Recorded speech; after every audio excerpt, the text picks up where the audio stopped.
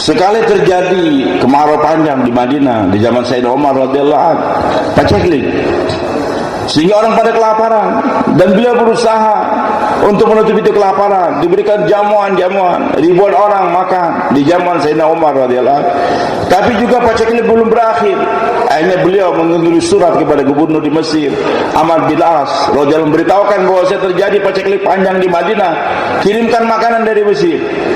Maka setelah menerima itu surat, Amr bin As memberikan jawaban, maaf Amirul Mukminin, baru sekarang kami tahu bahwasanya terjadi paceklik ataupun kemarau panjang di Madinah, dan saya akan kirimkan bantuan yang mana ujungnya sampai nanti di Madinah itu onta-onta membawa itu makanan-makanan, dan yang di belakangnya masih ada di Mesir.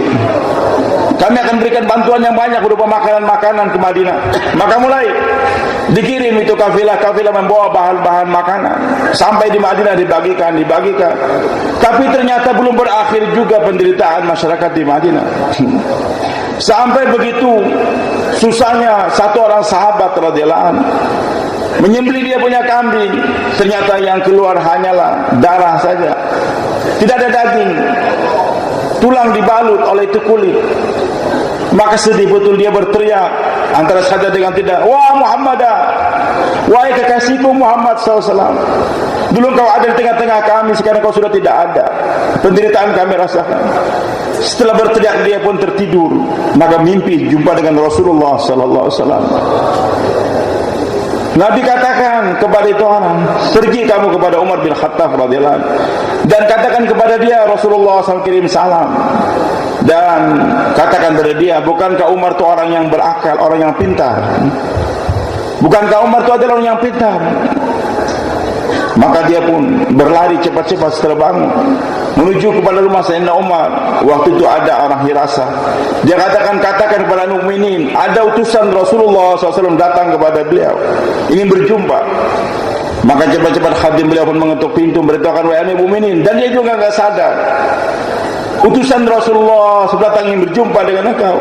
Kaget Sayyidina Umar, cepat-cepat dia berlari tanpa sendal menjumpai itu orang. Ada apa? Dia ceritakan, wahai mukminin, tadi saya menyembelih kambing saya, ternyata daging pun sudah tidak ada, hanya darah, kemudian tulang saja yang dibalut oleh itu kulit tadi. Maka saya berteriak, wah Muhammadah, wahai kekasihku Muhammad sallallahu alaihi wasallam. Maka dalam kemudian aku tertidur bermimpi jumpa dengan Nabi SAW. Nabi perintahkan aku untuk menjumpai engkau dan mengucapkan salam. Dan Nabi SAW mengatakan, bukankah Umar itu orang yang berakal, orang yang pintar?